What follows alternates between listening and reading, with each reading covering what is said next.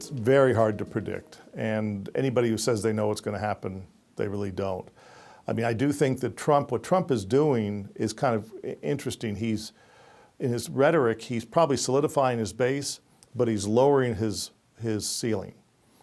And what that means is that if he can do well and keep going, he might be able to make it brokered convention. He might come in with 30, 40% of the delegates at most.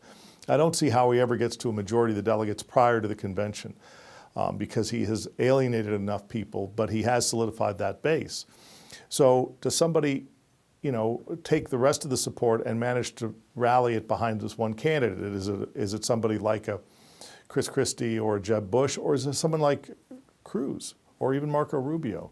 That'll be the interesting thing. Cruz right now is getting a lot of support from evangelicals, from very unhappy conservatives. If I were to guess, and you put your money on one person, Cruz would be among the finalists, and you probably have to put Rubio up there too. It'll be interesting to see. An open convention would be great fun, and we haven't really had one since the 40s.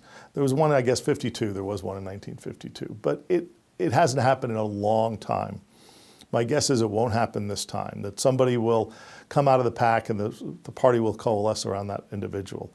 But it's more likely to be brokered than we've had for a long time. Every year, every presidential election, people say, oh, it'll be brokered, but that's not a very serious claim. But this time it's a serious claim, especially if Trump manages to do well in let's say, New Hampshire, and he continues to do well in Cruz, and then you've got some establishment candidate who splits the vote.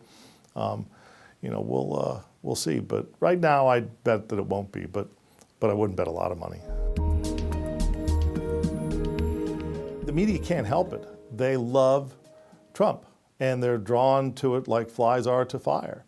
And they continue to cover him, and they're the ones that are fueling him. But he is newsworthy. He is entertaining. I can hardly blame them. I mean, if you had a choice between covering some Trump event and an event by Mike Huckabee, it's just not very close. I mean, if entertainment's your value, and that's what news is about, something new, and you never know what Trump is going to say. And, so I don't blame the news media, but he understands the new news media cycle, and he is exploiting it very effectively.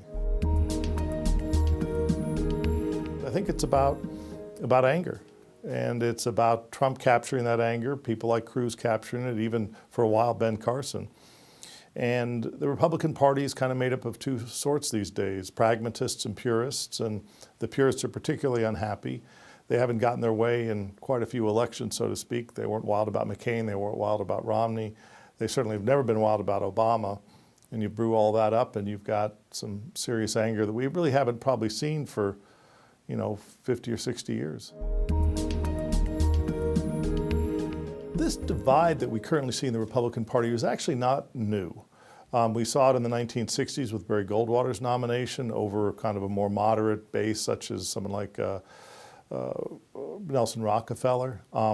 You saw it also even in the 50s when Eisenhower wasn't totally trusted by the right wing, and there were battles even in the 40s. I think the split that occurred with the Republicans started probably with Roosevelt's election in '32 and his use of government in so many ways that it really bothered a lot of traditional Republicans in fundamental ways that led to the beginning of this kind of a split.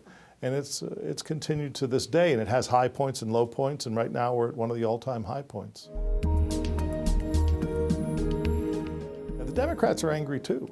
Bernie Sanders is doing pretty well in Iowa and New Hampshire. I don't know that he'll win both of those contests, but he might win one, and he might win both. Doesn't mean he's going to be the nominee. Hillary Clinton is almost surely going to be the nominee.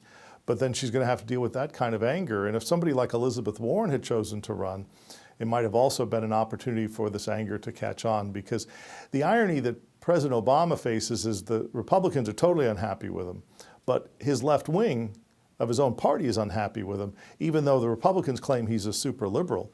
The liberals themselves don't view him as one of them, that he's been too moderate and too pragmatic during his time in office, which is ironic given the attacks he faces from the Republicans.